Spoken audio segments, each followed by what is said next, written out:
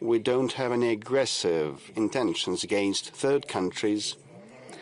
Our defense ministry aims at providing for the security of the Russian state and the people of Russia. And he says that Russia is a paper tiger. A paper tiger. Well, I've said that Russia has been waging a war not against Ukraine, but all NATO countries put together. So if we speak... Well, you've asked me what has been happening on the front line, battlefield line. I'll come back to the tiger thing, but, you know, all along the battlefield line, our troops have been advancing. The northern group in the Kharkiv region, there's a location of Volchansk, and in the Sumy region, there's also a location called Yunakovka.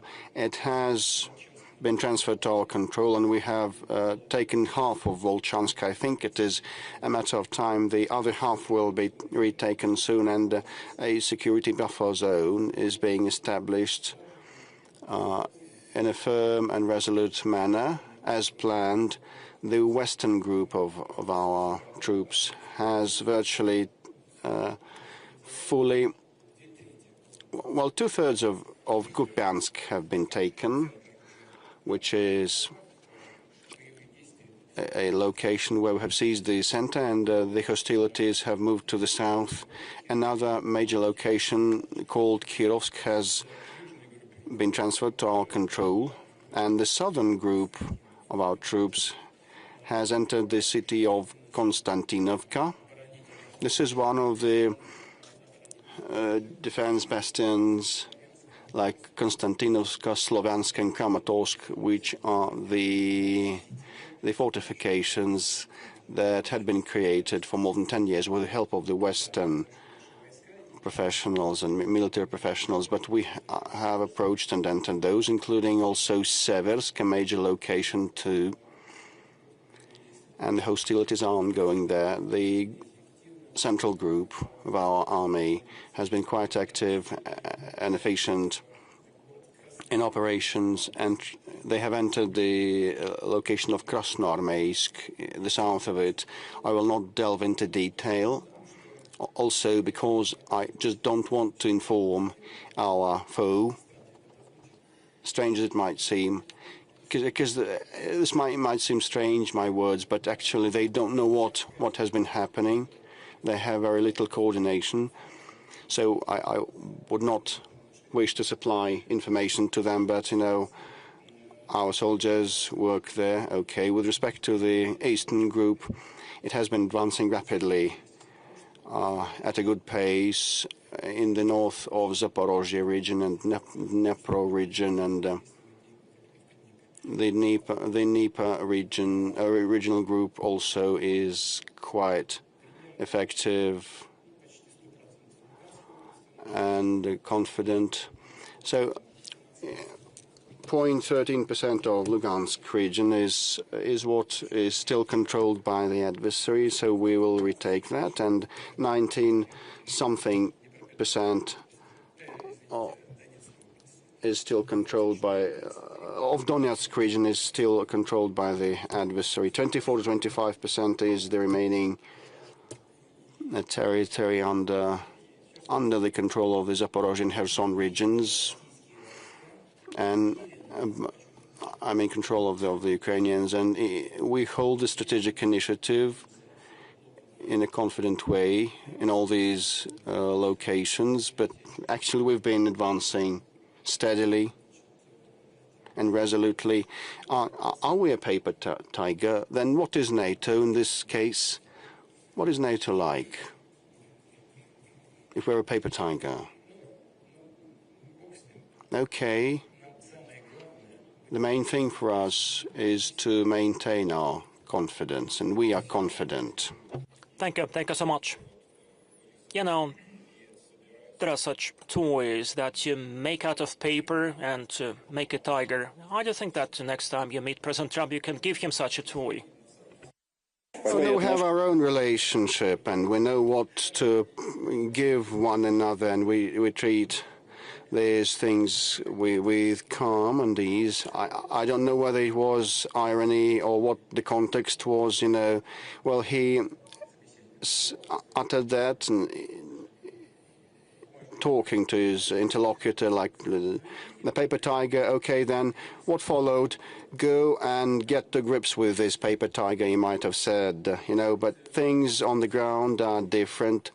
Actually, the problem is, well, they receive, the Ukrainian army receives a lot of supplies of arms, as many systems as they need, but you know, in September they have lost 44,700, and around half of that is irretrievable, and the forced mobilization brought in only 18.5 thousand new recruits, and 14.5 thousand have returned after treatment in hospitals. If you add the mobilized ones and the returnees and all those who they lost, it's minus 11,000 per month. So they cannot replenish their reserves on the front line, but they see their army dwindling. If we take January to August, this span, 150,000 people have deserted, and they have recruited 160,000 more, but 150,000 of defectors is a lot. And, you know, given the current casualties, that means that they have only one alternative, reducing the mobilization age, threshold age, but this will not yield good results. According to our and by Western specialists, this will hardly give or yield positive results because they don't have time to train their newly recruited soldiers, because our troops keep advancing day after day. So they cannot entrench themselves or train the military personnel, and, you know, their casualties exceed the inflow.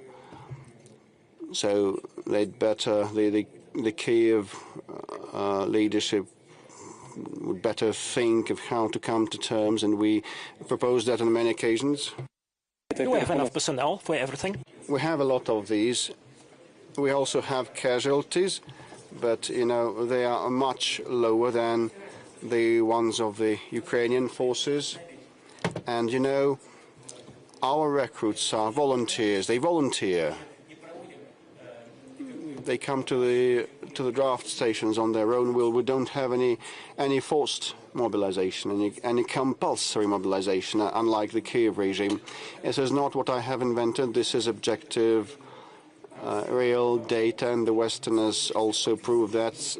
January to August saw 150,000 of defectors in Ukraine, because they snatch people in the street and afterwards they flee the battlefield, and we call on them to surrender, but, you know, they are destroyed by punitive squads or UAVs, kill them,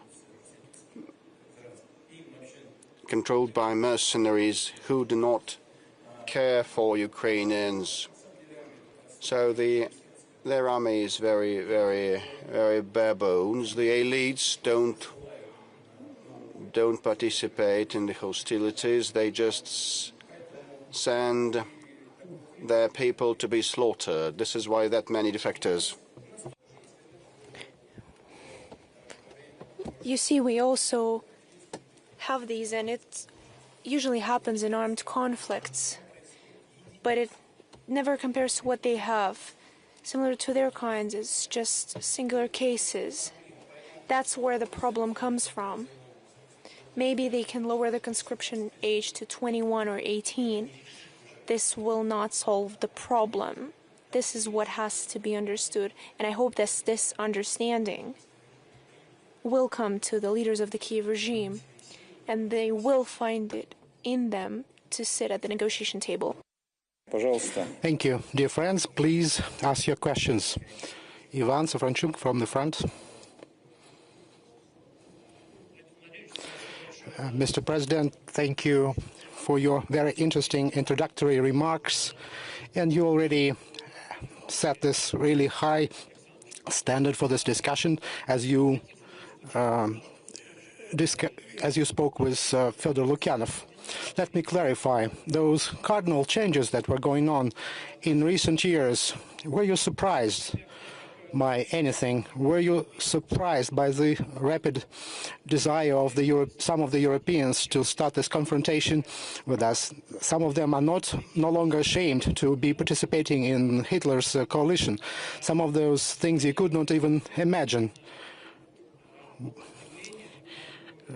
Were you surprised in terms of how it was even possible? And you mentioned how in the world of today you have to be ready for anything. Anything can happen, but quite recently it seemed like the situation was more predictable. Was there anything that surprised you? First of all, you see, as a whole, overall, no. There was nothing much surprising. Because I could imagine how it could look, but you see, I was quite taken aback by the readiness and this desire to fully review that used to be positive in the past. You see,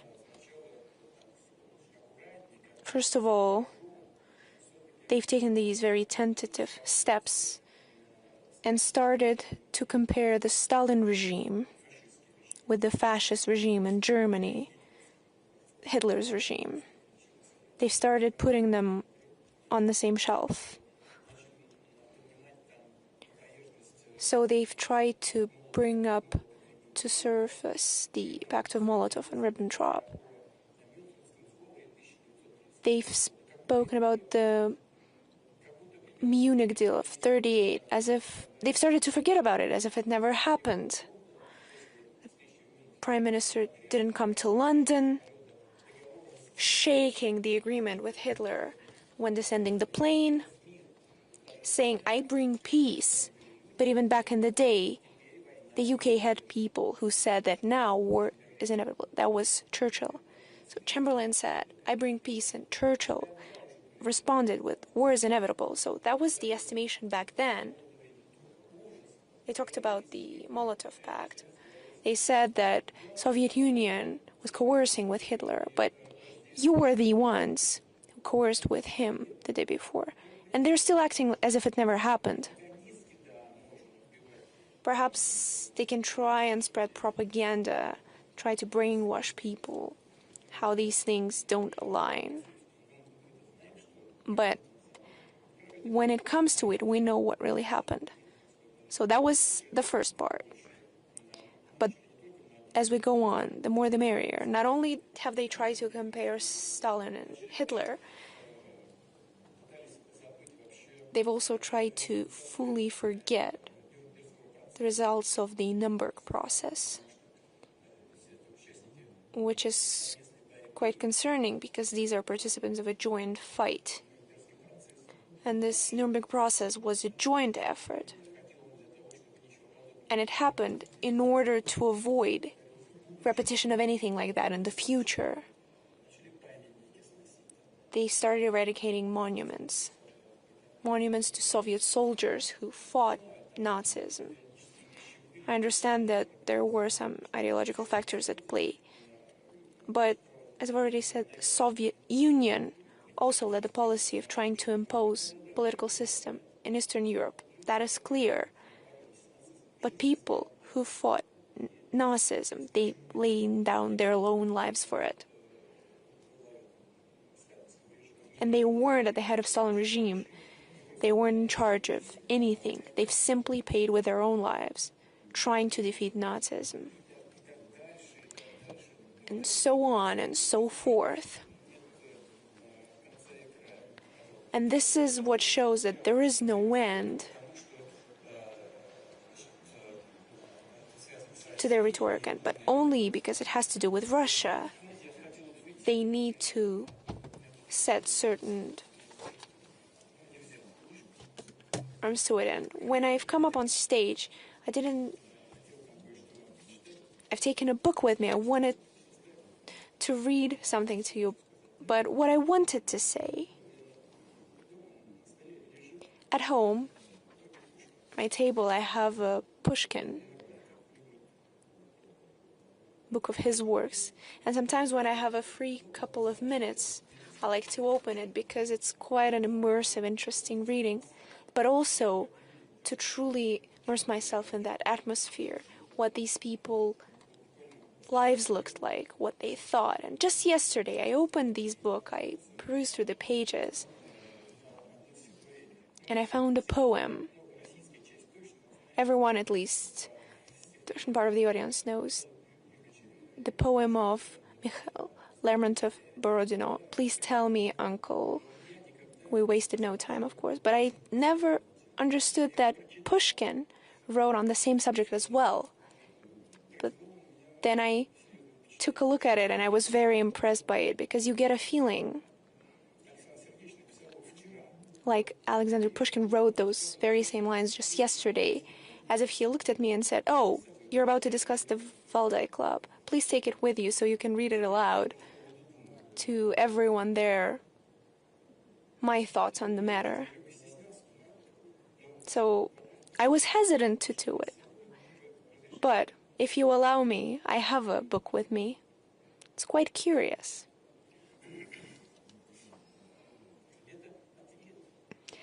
This is a response to many questions. The Borodino anniversary. The great day of Borodino. Remembering the brotherhood, we said a lot of troops went threatening Russia with death. The whole Europe was there, and whose star was leading it on? But we stood firmly on the ground, took the bullets to the chest, and the unjust argument was then fair. And then their shameful fleeing, they forgot. They forgot our arms, our snow that buried their fame in the middle of a desert. Their famous feast is so attractive, and they get drunk on the Slavic blood, but their hangover will be hard, and they will sleep for long on the northern fields. You see, this says it all.